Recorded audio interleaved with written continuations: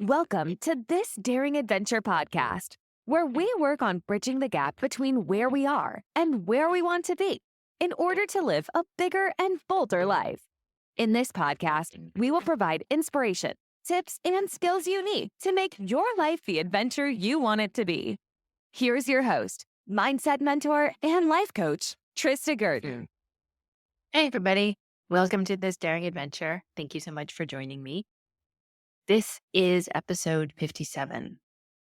I wanted to do this episode on my journaling practice. I think I've talked about my journaling previously in an episode, and I think it was a part of a larger or a bigger episode. So I wanted to go through here just quickly, but in a bit more detail, my journaling and why it's so important and why I recommend it to all of my clients. And I'm recommending it to you too. I have been journaling for a while, and I was trying to think earlier, like, when did I really pick this up? When did I start this? I think it's been the past 5 years. Definitely it's been the past 5 years when I got into life coaching and discovered coaching and getting coached myself. I'm not quite sure if I was doing much of it before then, maybe a little bit on and off, but certainly not consistently as I have been over the past few years. And I find it one of the most important ways to grow and to learn and to transform my life. Now, of course, I would also include meditation. I would include yoga. I would include tapping. And most importantly, I would include getting coached. But certainly the journaling is right up there. I would say probably, number two behind coaching. It has that effect. It's that powerful in my life.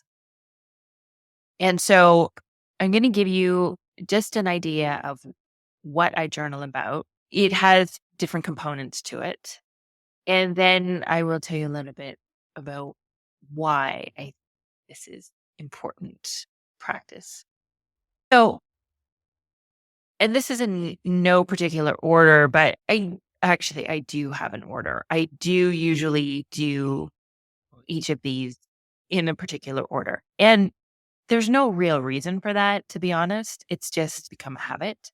I do some power thoughts. You can call them mantras, you can call them affirmations if you want, but they are thoughts that I write out and that I practice through the day. I have ones that I use consistently, and then from time to time, I will add new ones if I want to practice them. Most of them have to do with my growth. Some of them have to do with business. Some of them have to do with money. I like these because they resonate with me. So they feel good. And I feel like they are believable, which is really important. If you're going to practice thoughts, you want to practice thoughts that resonate with you, that you connect with, that you find are believable for you. Because you just don't want to be ranting, rhyming off these affirmations over and over again if they're not believable for you. And you do want to practice them though until they do become 100% believable and that you feel them and that you feel them within yourself and they feel centered and strong and steady. You want to choose something that is not rainbows and daisies and unicorns and my life is fantastic and I'm amazing and everything's great and I have $10 million. But you want to look at something that is maybe you have to grow into a little bit, but for the most part, resonates, is believable, maybe is a little bit of a stretch, but you can get there with some practice. And so one of the thoughts that has been particularly useful for me is it's safe for me to be seen. And this comes from my work as a coach and some of the social media that I do on Instagram. And it's scary, especially at first, to be creating content, to be putting yourself out there, to be posting photos of yourself, to be posting videos. It is really uncomfortable and nerve wracking. And so that's something that I still continue to work on. Obviously, I've been doing this for a few years now, so I'm a lot more comfortable and I don't have to give it as much thought. I think the videos are still a little uncomfortable for me. If you see, I haven't posted a video in several months, but that's fine. I will get back to that. I haven't done any Instagram lives or Facebook lives. That certainly is not comfortable to me. And I'm not quite sure I want to go there, but I will be doing some webinars this year. So, in that way, I do have to work on being seen. I practice the thought I am creating the results I want. And that's applicable to every area of my life, my health, career, business, whatever it is. I am creating the results that I want.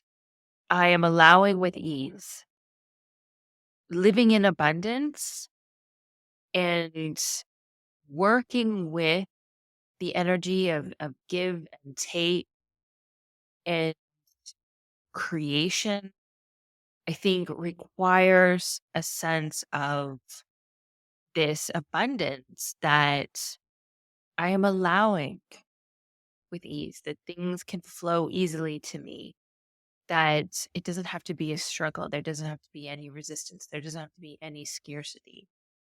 It all flows easily. I also practice, I am figuring this out bit by bit. This is helpful when I'm working towards a goal, when I'm trying to create something. Doesn't matter whether it's a course that I'm working on, that it's my business, whether it's my weight, whatever it might be. Just reminding myself, practicing, I am figuring this out bit by bit. And that helps me to not become overwhelmed with everything and not needing to know the how, not needing to know exactly what to do next. Or when things go wrong or I make a mistake, I can figure this out bit by bit. I also practice, I live in the totality of all possibilities. I picked that up many years ago, and that was from Louise Hay. She was big on affirmations. And that's actually where I started with some of this. I liked the idea of living in the totality of all possibilities. Anything is possible, and I can create it for myself. So there are many thoughts like that I practice. I actually have a list I've picked up from people along the way and some of them I've morphed into something that serves me, that resonates with me. I do share those with my clients. I think they're really important to keep your mind on track and to start working on that belief. And you want that belief in order to create the results that you want. Is the only thing holding me back is just a mental construct. It's my brain. The only thing between me and what I want is my brain. And so it's managing that mindset. It's guiding my brain to be thinking intentional thoughts that serve me. And this is how I start my day and practice this and tell it what to focus on. I think that's one of the most important components. Telling your brain what you want to focus on. Because when you don't do that, it goes off, it takes you into the ditch, it's a mess. And then that's when all the doubt and fear starts to creep in. Power thoughts, mantras, affirmations, whatever you want to call them, very important to practice. Set the tone of the day, focus your brain. Next, I do a bit of an appreciation or gratitude list. It's very short. can be 5, 10 things. Most of the time, to be honest, they are the same thing that I appreciate day after day: my family, my dogs, cats, coffee, weekends, weather, whatever it is, friends, you know, my job, my clients, my coaches. Just again, reminding myself of the good things in my life and what's really important. What you focus on, you create more of. It's just really focusing my brain on some of the good things, some of the things I enjoy during the day, and allowing that, again, a sense of abundance and gratitude. Next is a list of goals. I think writing down your goals is one of the best ways to help you move yourself forward towards them and to create them. I saw a reference for a study by Dr. Gail Matthews at Dominican University, which found that achievement of your goals is 42% more likely just by writing them down. To be honest, I didn't look at that study yet. And I've heard this from multiple sources. And for me, whether it helps me achieve them or not, that would be an interesting byproduct. But my primary goal with writing these goals down is to remind myself of them. And it's also an opportunity to be creative and to use my imagination to think about what I want to create in the future for myself. So I vary in terms of the goals that I'm writing down. It could be goals for this week, this month, this quarter, this year, 5 years, 10 years, lifetime. It really varies. There's no rhyme or reason. Sometimes it's just more fun to do like the goals that I want for my life, whether it's like owning a house in Provence or a Porsche or traveling to 100 countries or writing a book. Just thinking of some of those bigger picture items that I can imagine 10 years down the road would be something I would like to accomplish. Otherwise, it could be just this week and I want to do 3 Instagram posts and I want to do my podcast episode. But it's fun and it keeps me focused. And I think it's a really important part of the creative process, thinking about what I want to create for myself and the results that I want to achieve. Next is a thought download. I got this from my coach recommending a thought download every single day. You can call it a brain dump. Take 5 minutes, write a page. And it's basically a spring cleaning for your mind, just putting everything down on paper. It could be random, like it could be just whatever's on your mind right now, whatever sort of you're ruminating about, or it could be on a particular subject. Sometimes there is a certain thing that I want to clean up and focus on. I will write. Again, very simple, 5 minutes, 1 page. You just get those thoughts out on paper. It is a bit of a release. It is a cleaning. It helps you to see what's going on in your mind and whether it's helpful or not. A lot of these thoughts are not serving me. They are going to hold me back. They are going to distract me. They are going to keep me unfocused or in a sort of a negative spiral. Sometimes our thoughts can be very negative, and cleaning some of that up, seeing what's there, and then deciding on purpose what you want to think instead, going back to those power thoughts, seeing that what is going on in my mind is not going to help me create my results. So therefore, let's focus on what will. She recommends doing it on a daily basis. I may not do it on a daily basis, but I try to do it as often as possible. Then for this year, I've added 2 other components, one of which is including an intention or setting an intention. I think this is important, especially since if you caught my last episode, thinking about what I want to create this year, getting to December 2024 and having this sense that how I've changed, how I've transformed myself and my life, setting this intention helps me to focus in one particular area. So let's say this week, my intention is to eat as healthfully as I possibly can. And writing that out every single morning, again, reminds me, keeps me focused on what I'm trying to achieve, and in a way holds me accountable. I like the self accountability and looking at what it is I want to create, being very conscious and setting that intention. It's one of the best ways I'm discovering to do that with. It's something that I've just started, so I'm just playing with it. But I do like the way it is keeping me very focused. I have constrained myself just picking one intention. It's very interesting to me to pick several intentions. Maybe I will do that down the road, but I think picking one for the week, or you could do it for the day, is just a great way to focus, constrain yourself.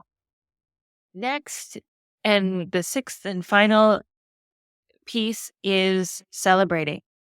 Picking a couple of things just to celebrate what's working really well. I think this fits in nicely with my overarching theme for the year of transformation and growing and learning, and taking that time to remind myself of the progress that I'm making. I'm not creating a gap between me and December, but I am just taking a moment to find that evidence that I am making progress. And this is really important to point out to your brain because otherwise your brain will focus on the gap and it will focus on what's not working or what you're not doing. Taking a moment to celebrate, and this can be for anything, whatever you're doing, whatever goal you're working towards, whatever you're trying to create, taking a few moments to find a few things to celebrate is great evidence for your brain. And it's a great way to focus it on what you want to create and where you're going. So those are the components of my journaling practice. If you have any others you want to recommend, please let me know. My email will be in the show notes.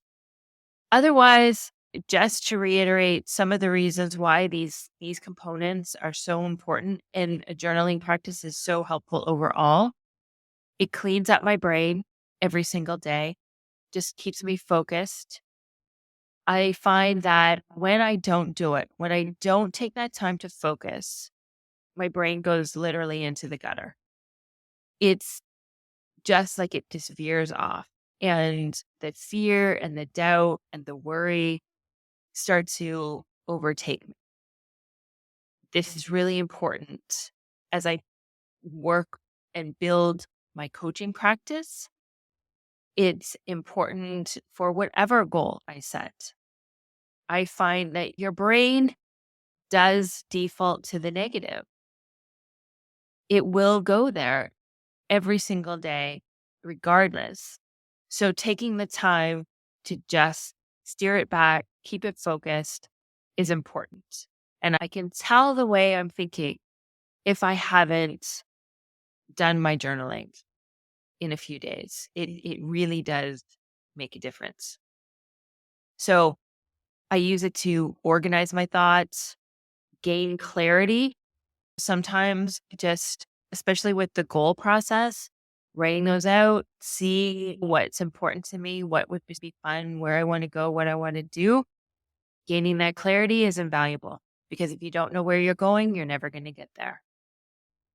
I also use it to be intentional with my thinking, as I mentioned, creating those thoughts, practicing power thoughts, being intentional with what you allow your brain to focus on and to think is some of that's where your power is. That really is one of the best tools that you can use to create the life you want and to become the person that you want to become. It tasks my brain. So when I'm listing my goals, when I'm practicing my thoughts, I am programming my reticular activating system, the RAS. I'm tasking my brain as to what to focus on and what to spend its energy on. If you don't do that for your brain, it will focus on the negative. It will look for problems. It will look for evidence as to what's not working or why I can't do something or what went on in the past. I am tasking it purposefully as to what it should focus on. And that is really important. My journaling practice is a good way to track progress. Some of the points that I'm including in my celebration obviously would help to track progress. Maybe that's something that I can add. It's actually quite an interesting idea. Tracking your progress, celebrating your wins, creating that evidence for yourself, for your brain that it is working. Again, a great way to motivate yourself and keep yourself going. It's an excellent time for self reflection and self discovery. It's an opportunity for me to gain a deeper understanding of who I am and what I want. It doesn't require a lot of time, but that introspection is really valuable. And it really does help to generate that creativity, that positivity, and that focus that I need to move myself forward. It helps with emotional regulation. Seeing some of this, like doing the thought download, it really helps to release sometimes and process some of the bigger emotions that I may be experiencing. And by sitting and taking that time to journal, it allows me to focus on what I'm feeling. And actually, now that I think about it, I used to, how I wanted to feel so I could intentionally generate those feelings. And I haven't done that in a while. Huh. So there you go. So that's an interesting component there. Thinking about exactly how you want to feel during the day. It could be determined, it could be focused, it could be motivated, it could be clear, it could be generous, could be kind, could be patient, could be calm. Calm is a big one for me. Just listing those out and focusing again, generating that emotion for yourself could be really important. So, this is a great way, as I said, allow yourself to emotionally regulate and to process your emotions because your emotions are what's going to drive your actions. Getting in touch with those, processing some of the bigger emotions that may be distracting you, you're ruminating on, could be really helpful. And then finally, with the gratitude or the appreciation list, it's a great way to create abundance and to help yourself move out of that scarcity, which could be common when you are trying to create a goal or to create more money or to create anything more in your life, just to really focus on the things that are working and the things that you do love and where things are going well for your brain. Again, goes back to that evidence, but it's all part and parcel of that. Focusing your brain.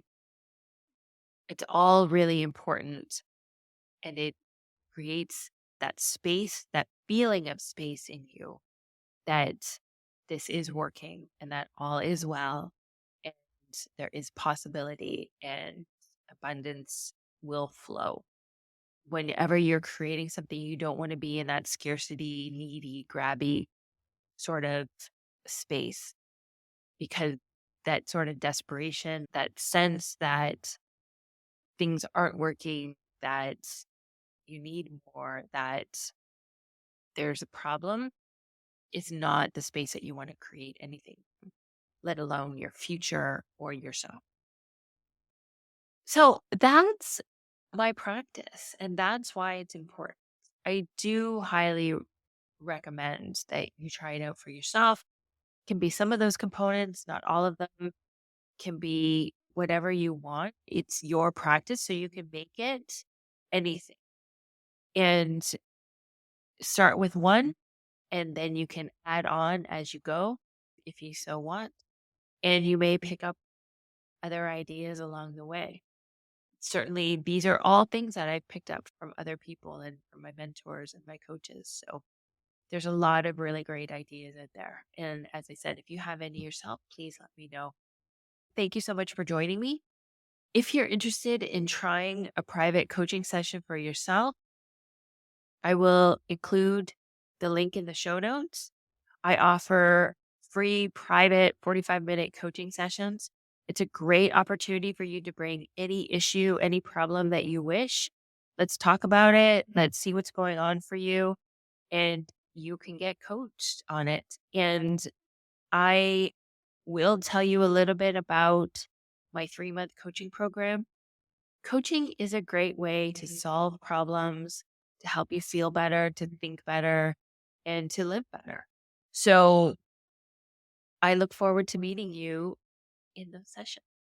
Thanks, everybody. Have a great week. Take care. Bye-bye. Thank you for listening to this Daring Adventure podcast with your host, Trista Gurton. We hope you enjoyed the tips and conversations on how to get excited about life again. As always, you can head to tristagurton.com for additional resources and to book a one-on-one coaching session. You can also follow Trista on Instagram at Trista V. Gurton. Don't forget to subscribe, rate, and review us on Apple Podcasts. Thanks again for tuning in, and we'll see you next time.